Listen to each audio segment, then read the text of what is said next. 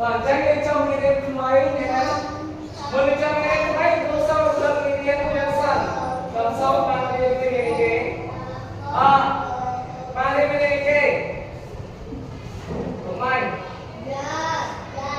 do là bé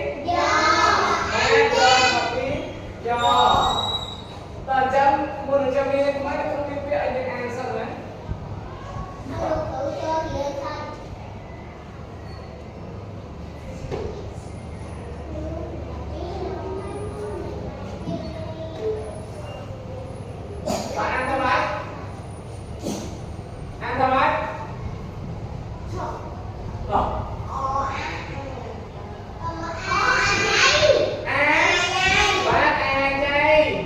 còn mưa mưa kia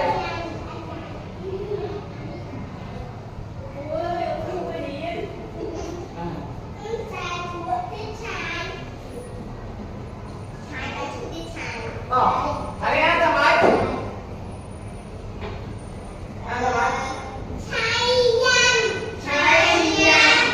chay nhắm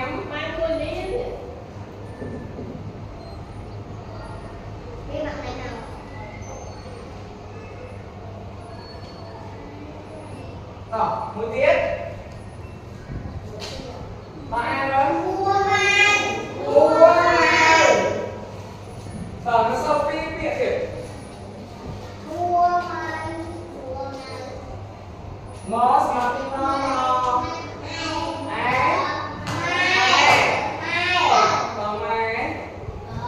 còn một tiết ăn ăn ăn kia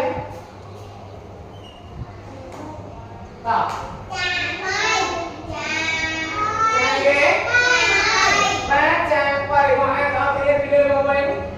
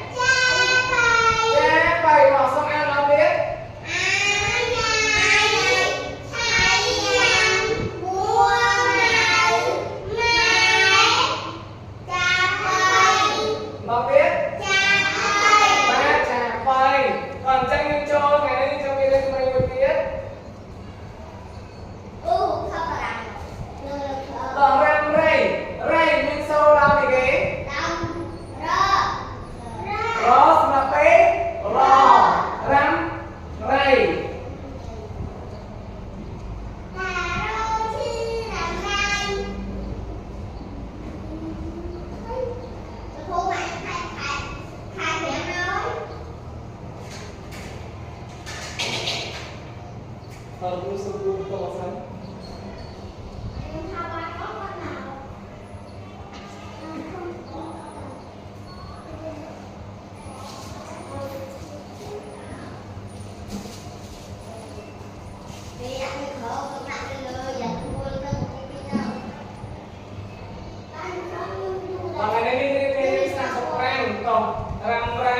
bên sau đám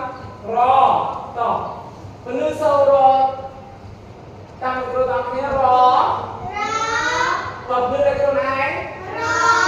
và rò xong rồi bên tăng nghĩa rò sao xây bạc đấy anh ấy rò xong là rò xong là tí rò xong là tí rò tao mà ăn ăn được rò xong là tí rò và ăn đây con này và rò xong là tí rò còn trong cái rô cho ta cái vị anh ấy ăn á nhưng rồi đó cái ăn cái gì nó rò xong là tí rò á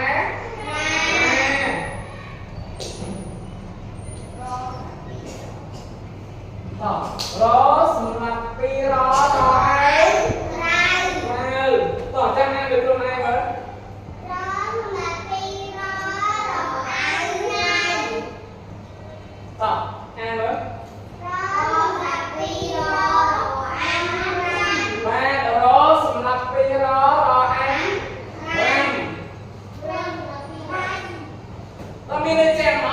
nó về đây trên cái nét đang ngheสัญญาจะไปหรือก็สัญญาcái haiสัญญาคือกันตอนนี้ซ่อมจมูกเบี้ยnơi lừa bia tai bia đừng đố tay chỉ một chân được về nè về xong chỉ muốn lớn sạ mán sạ thêm vào môi nhưng sạ gì má miếng sạ ế sạ ấy sạ ớt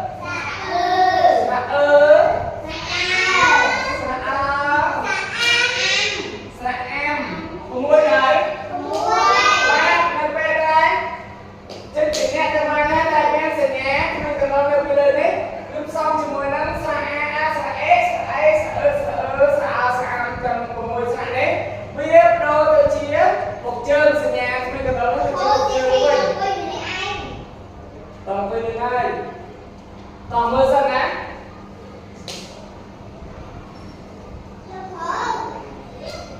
và càng càng chơi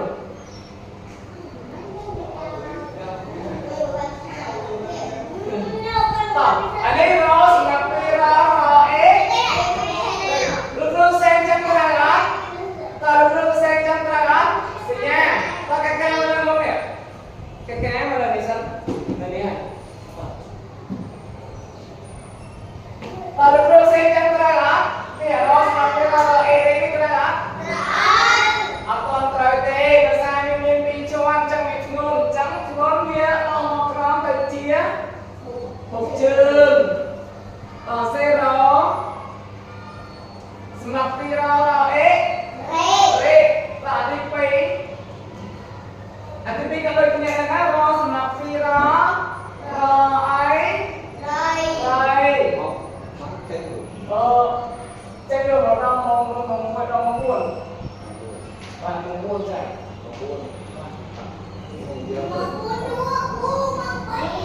mong buồn đi mong qua một môi về môi qua mong qua bạn chạy này rồi môi đi môi biết rồi snap kia ra anh ấy có đôi kia đây nè lúc sẽ có ông nó đó snap kia ra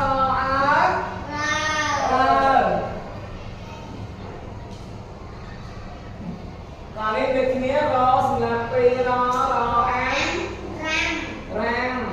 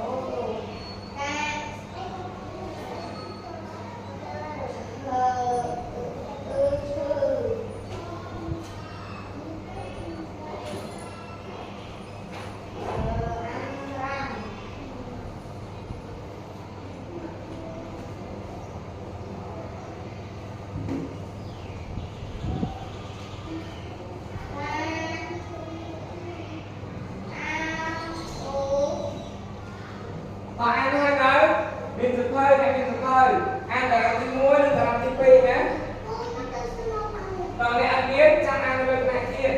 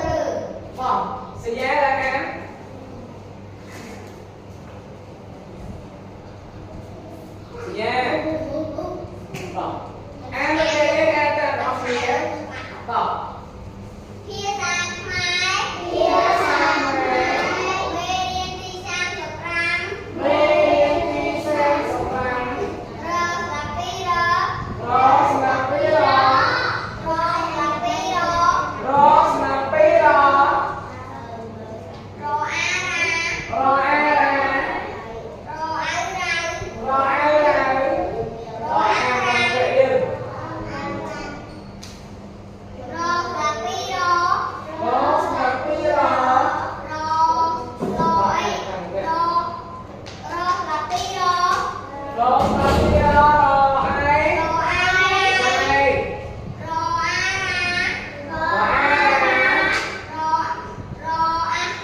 ê mai sai sai đi luôn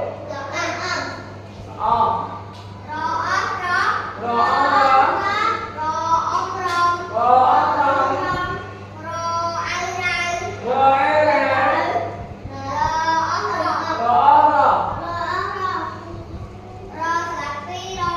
Rô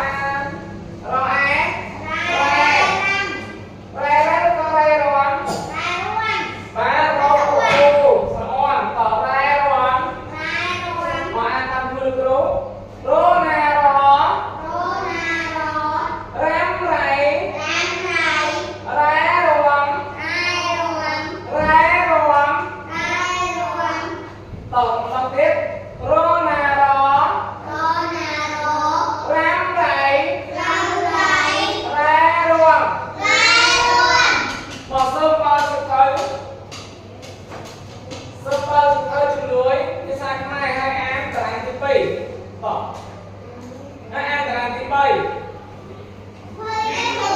em là thứ bảy tỏ ở trên tết tôi sẽ xây nên chúng ta ăn cái gì ạ hôm qua thì hôm nay cũng hôm qua thì mấy hôm qua thì đọc đi được đây hôm qua thì đọc đi được đấy ăn là ăn thứ bảy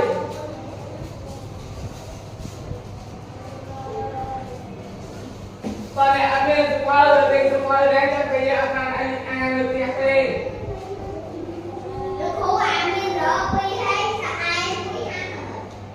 mười đấy tao trăm mươi cứ dần tao cô sẽ lên hai tiếng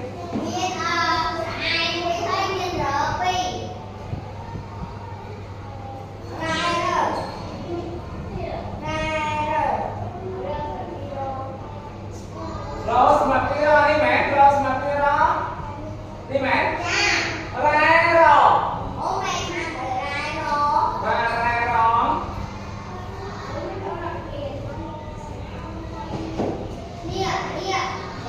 Rose mặt kia đó là án đây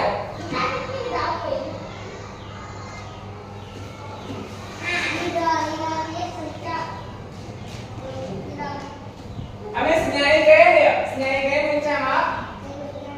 nhảy ghế đâu cái này ngồi ngồi đây tao đấy nhảy ghế nhảy đi mà mà nhảy đi ăn mà ăn tí đồng trắng nó rái này mà ăn tầm cua rái này và tầm luôn đi tiếp Rose mặt đi ra rồi ấy đây chặt tay chân nè tao Rose mặt đi ra rồi ấy đây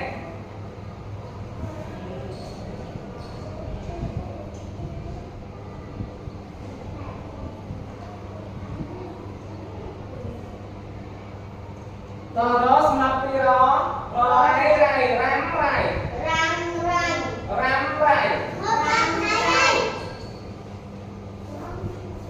còn đây đó nó ăn nè đừng đó nè Rose mặt đi đó đó ná đó mà ăn tầm cú đó ná đó Rose mặt đi đó đó ta đủ to á ta Rose mặt đi đó là ô luôn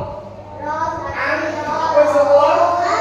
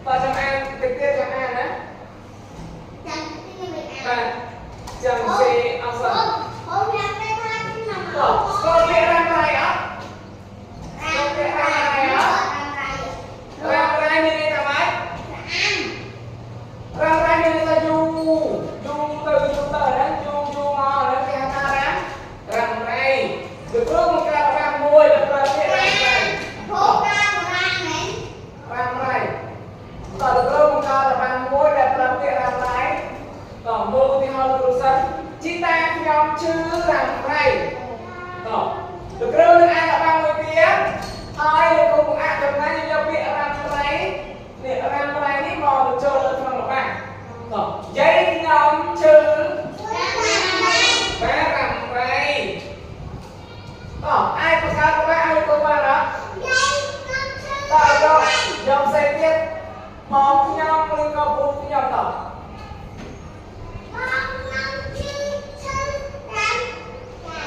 mẹ con nhau chứ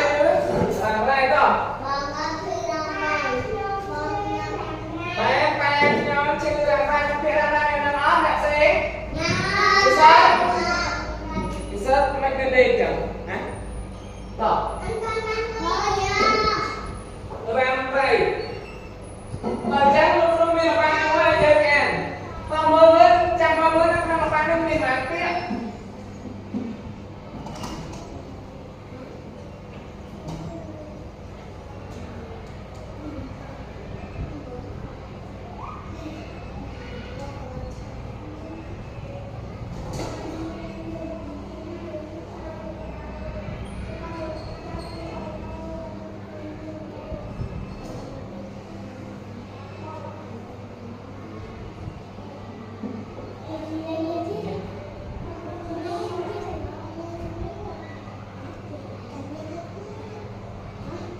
Tommy mãi biết, sớt đi mãi biết, đây đây, Tommy mãi biết rồi, Tommy cái khác, cái này, cái khác, miền ta, tai cái, ta chung, cho ô chung, ta chung muối, chừng muối biết, làm này, muối biết ao mẹ, bay, ta chung muối.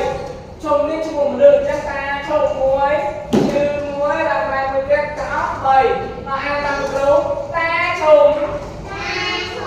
chứ làm vậy em nào biết ta trồng chứ làm vậy để tí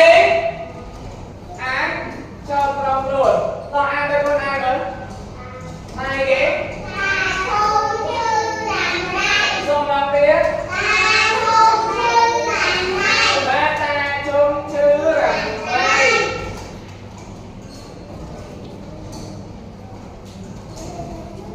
zoom hai bên má ba coi dùng qua b đặt 7 dùng qua t đặt 7 và dùng qua chấm đuôi dùng qua t đặt 7 đó lượt từ đầu nghe chẳng cái gì mau sẵn chẳng cái gì mau sẵn và chẳng cái gì mau sẵn chẳng cái gì mau sẵn nè tập ba coi dùng qua t đặt 7 mới đi ăn xong hoặc là mở được rồi em sẽ làm hai đứa cho này chẳng áo chẳng áo ta được rồi em nói em được đừng chất bình tích được rồi em sẽ làm sẵn cho nên em hơi nhớ đó tập với đó chấp ta với pi ăn xong qua tra hòm ta rồi chứ rằng vậy đó sẽ được rồi sang công an với em không chất bình tích mà chẳng áo tầm được rồi đó xong lòng tiếp được rồi em lòng tiếp pi ăn xong qua tra hòm ta rồi chứ rằng vậy ta rồi chứ rằng vậy và tổng bao tế rồi ta rồi chứ rằng vậy sang được rồi rây dùng rải lên chư cỏ cỏ ta rồi ngủ mai na ra quất chư cỏ cỏ rây hở rải đó tao tỷ tây rây hở rải đó tao tỷ tây tao ăn tâm rồi ta rồi chứ rằng vậy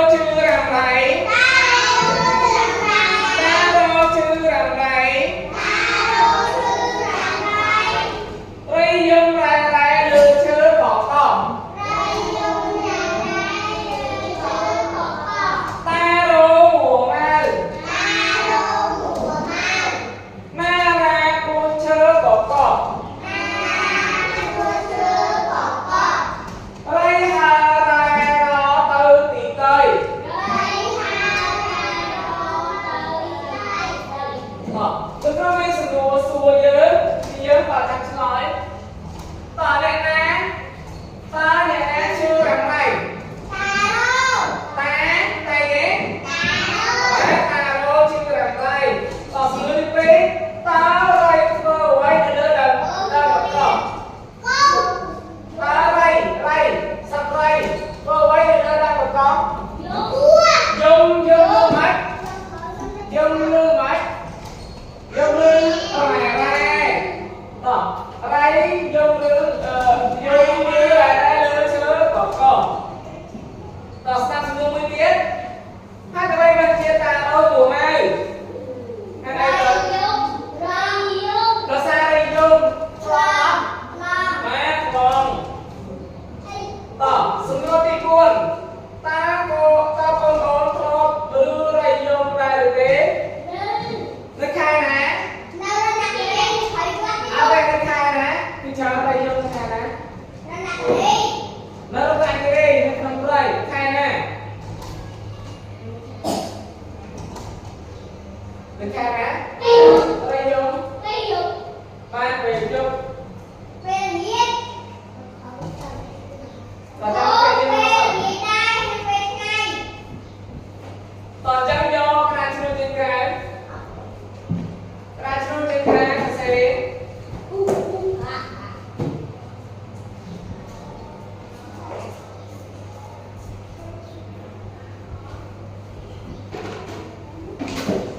Dokter sampai di belakang ni,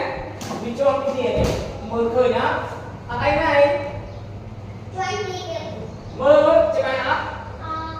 Cuma apa? Ni, asal ni cuma apa? Trong đây là nhân anh là xe mà anh thì bây giờ người kia thì chắc anh chọn như này. Bạn là xe mà xe nó là tôi nhiều viên nhưng mà xe kia không phải đâu.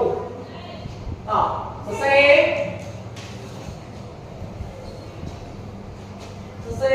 ra đò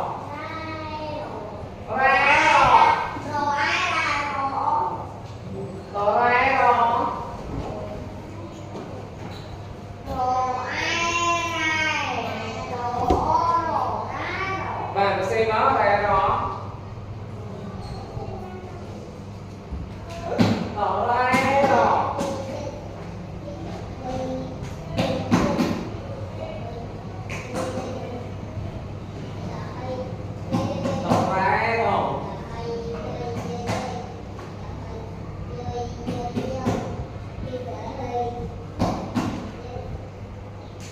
thì đây mới chắc các tôi đọc được phòng ngày như cái này đọc tất cả những phòng phòng số C đọc ra đỏ đọc hai ấy ra đỏ liên ra mắt miên ró ái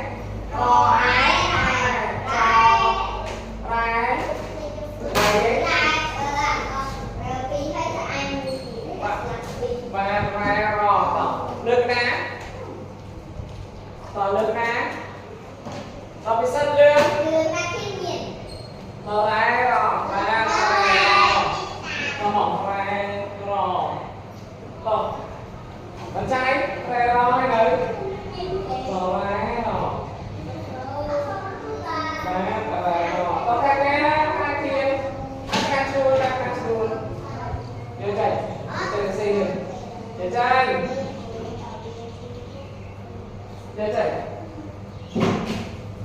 năng xuống luôn tặng anh cái này sẽ có được cổ tặng năng nè bây giờ em à bên thế này cái gì tao mưa lên nè ra rồi còn đi ăn thôi xe tăng cơ ra rồi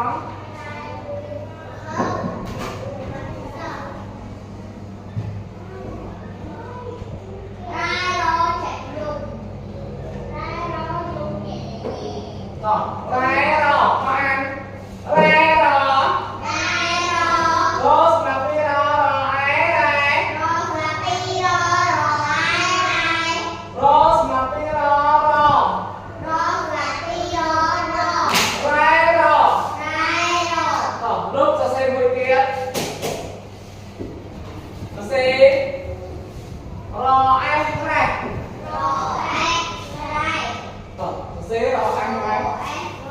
đi xế rồi anh này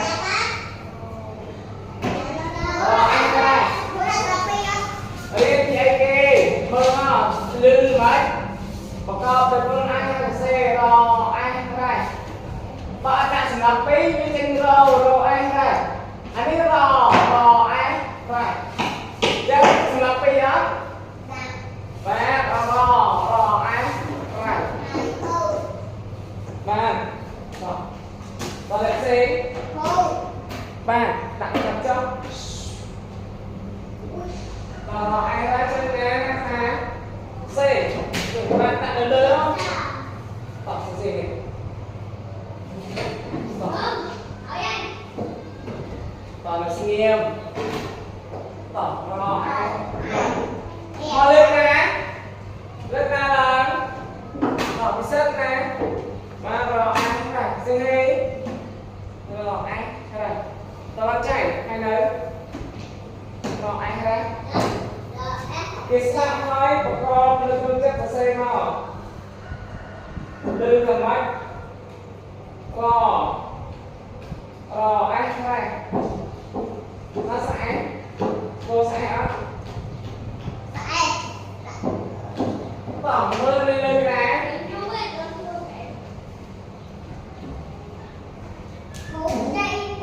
tổng đó mà kia đó anh này tổng an tâm cứu đấy đấy rose mà kia đó rồi anh này tổng xây môi tiếp rồi anh xây này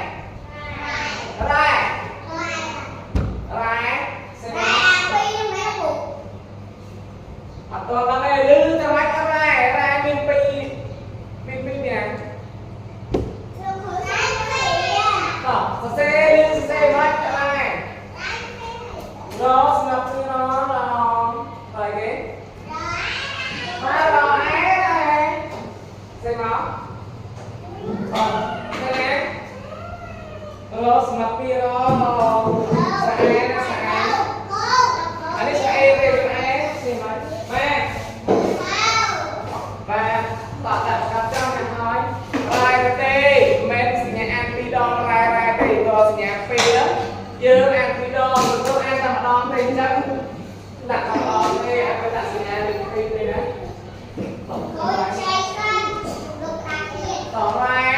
tỏ ra